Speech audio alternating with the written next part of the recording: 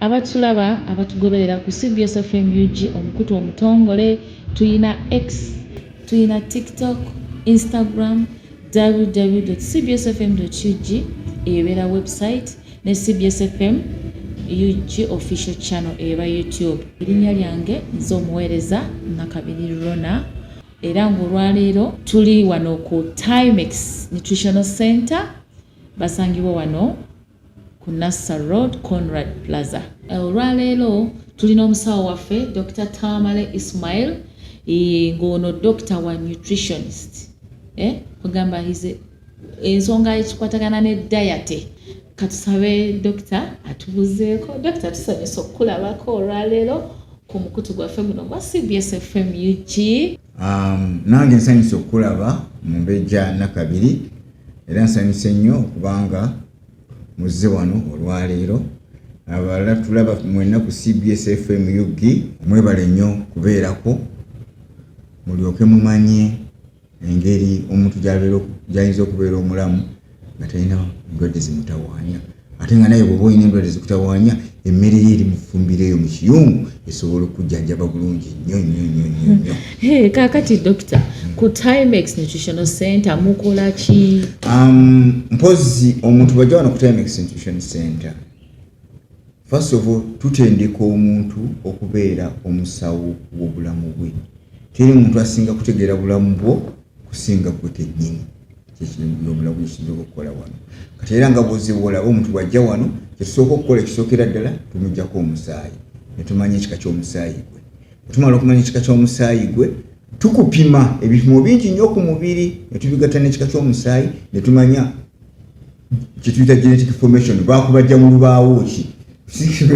Emiti giba mingi nnyo kati netumanya baakubajja mu lubaawo ki. Kaakati olubaawo olwo tulina embaawo 6 ne tumanya nti kati gwe oliwa blood, kati nga bwe tupimyewo ne tulaba nga gwe oliwa blood group A. Blood group A zirimu embaawo 3. Oyinza okubeera A explorer, oyinza okubeera A teacher, oba oyinza okubeera A warrior. Kakati ezo embaawo 3 ziva mu A. So si buli muntu wa A nti ali ebintu by'ebimudda. Buli A eyina genetic information yayo gyetambulirako. Tolowooza nti olwokuba wa A byalidde nabyo bengenda okulya, naye oyinza okuba nga olya bya A nga byamuvule ate nga maybe gwe oli wa kirundu. So kyokiraba, so ezirimu ki ebika 3. Buli blood group zivaamu embaawo 3 zetuyita embaawo kubanga omuntu baamubajja mu ki. Kati nga bwetumala okumanya ekika ky'omubiri gwo, then system ekubuulira mmere ki gy'olina okulya egenda okusapootinga obutafaali bw'omubiri gwo ne jiini zizo, okubanga ezizaawo, okubanga tolwala, ate bw'oba n'endwadde okubanga omubiri gusobola okwerwanisiza ki endwadde zaagwo. So kati kyowola nti kati gwe obadde wa A+,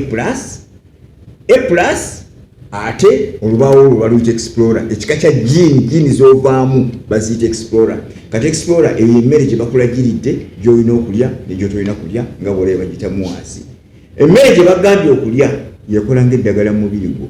Gye bagambye solya yebadde kutambuza ng'ekutwala ku bijja bya bajjajjaabwe.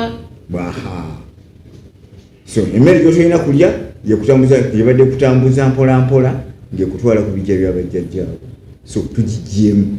Kati bw'onoolya emmere gy'olina okulya, then ekisookera ddala ky'ofuna, omubiri gw'ogenda kubeera mugumu nnyo. Endwadde ezitanakukwata tezirina gye zigenda kussa. Bwe wabaawo ekirala ogenda kudda buto, kati omubiri gw'ogenda kuba nga mwana wa myaka 18. Kubanga dda buto baba bunaku obubuusa body system emmere ekyokusooka bw'oba olina endwadde erina omuntu gy'olina zirina okugenda oba oyagala oba toyagala. Why? Kubanga buli lunaku bw'olya emmere ekwatagana n'ekika ky'omubiri gwo, omubiri guba gwerwanyisiza endwadde zaagwo. Then so byebimu ku byofunamu. Kakati wane otusudde ekika ky'omubiri gwo nti oli explorer, oli blood group A+ n'ekika ky'omubiri oli explorer. Kati explorer bano si bangi nnyo. Ekika ky'omubiri ky'olina kati nga gwe si kyabaddugavu.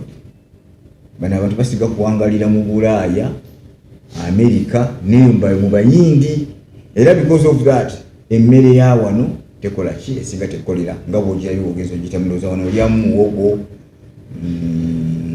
nsujju na mukyere kubanga emmere endala sijjalye kubanga emmere nga nikugande kubanga kino kikakyombi tekirya matooke tekirya lumonde kyabazunguzungu kyabayindiyindi kati eno bodesimu gyolina bagiyita explorer kati omuntu bajja wano nga tumaze eri yonna tutunuulira fayiro tuganda kakati eno fayiro y'ono efaanana etya kati gwe ekizibu kyolina ekisookera ddala oli munene nnyo olina kiro 7.7 olina kubeera kiro 61 olina kiro 15 excess obuzito bw'omuntu katonda bwasooka okukola ng'omuntu atondebwa mu muntu bwe bamala okukola n'akola ebirungo ebirala kati ebirungo ebyo byonna eby'omubiri babikolera kiro 61 bw'oteekako zino 15 tebakwongera musaayi mulala tebakwongera mutima mulala tebakwongera mawuggwe mulala so kati nekitegeeza ekizibu kyosinza okubeera nakyo ekisookera ddala kubeera nti oli munene zino kiro 15 zirina okuvaako nina zisalako ntya kati musawo ekiro 15 zino tewali kawuka kazireeta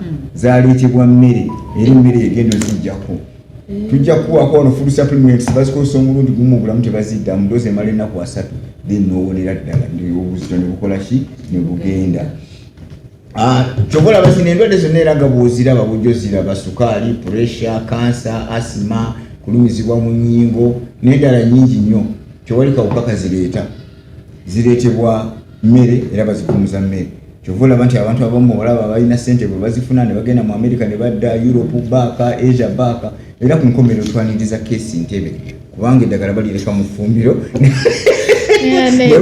ne balowooza naye muzawudde abatugoberera nga ono bamalamu nnya tubamalamu maanyi kubanga eddagala babulire once emmere egaana obulamu buba buganye period kugamba nze musawo wange golina okuba musawo obulamu ne bwona olagawa kyova olaba tutwaniriza keesi Ntebe senga eddagala lyaliyo senga tutwaniriza keesi Ntebe